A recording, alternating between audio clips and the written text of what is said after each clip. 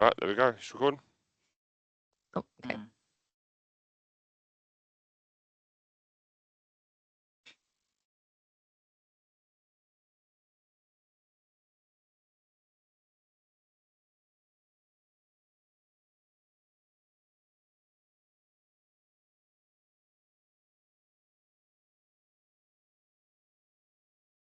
Can Taylor and Jack see this part?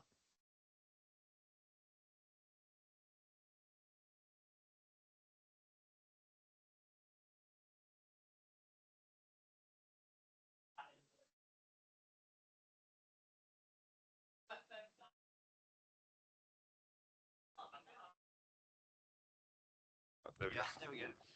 Yeah, Fee, if you can make one of the videos play either or, but it doesn't matter.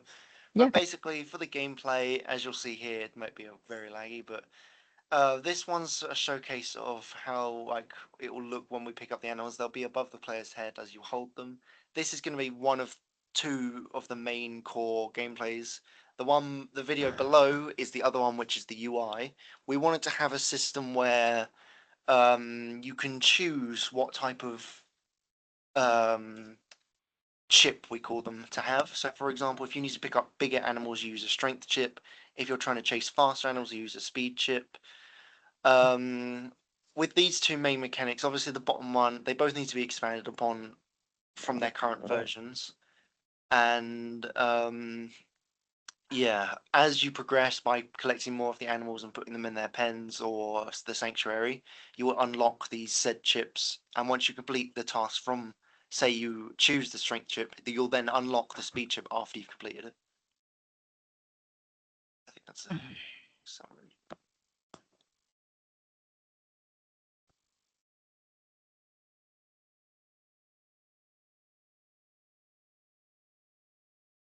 Do you want to do your bit first, Sophie?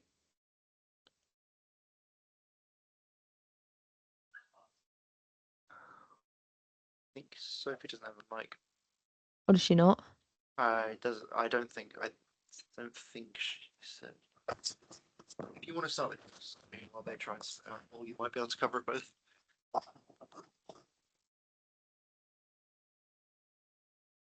Okay, I'll just go over mine for a minute then.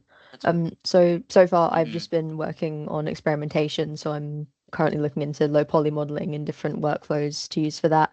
So at the minute I've just made a tiny little low poly tortoise as one of the smaller animals for you to pick up kind of at the start of the game. And then next I'll be moving on to making the player character using a bit of a different workflow than I did for the turtle, just to get the shapes right and everything. And then I think Sophie's been working on more environmental concepts to figure out how we want the environments in the game's aesthetic to look. So there'll be different places for the player to explore and put the animals and all the enclosures and everything.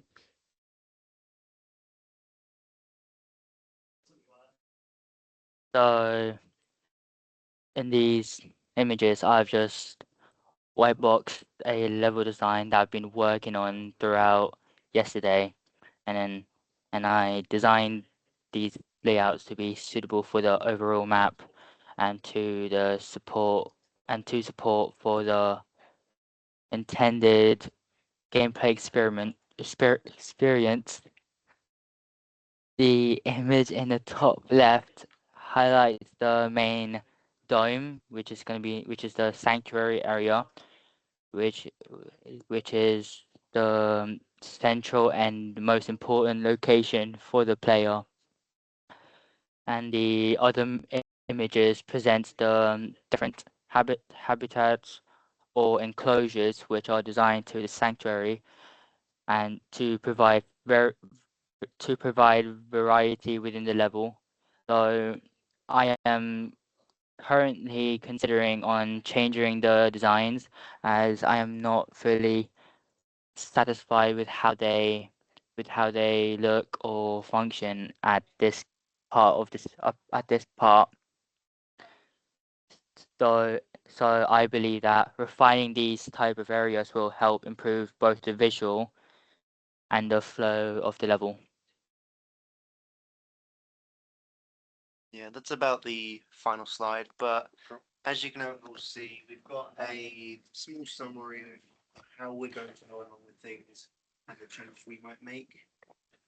This is obviously our game Sanctuary. Tight, yes.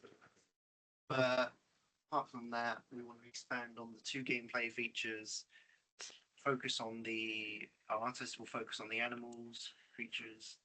Obviously, our gameplay designer will be focusing on the level design for us, and then me and Taylor will be focusing on making those, as you've seen, 2 gameplay elements much more refined. And then if we have time, we're focusing on like dialogues, actually teach the player what to do.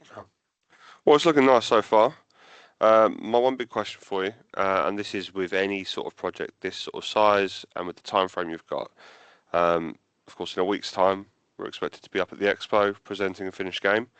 So my one real question for you is about contingency planning.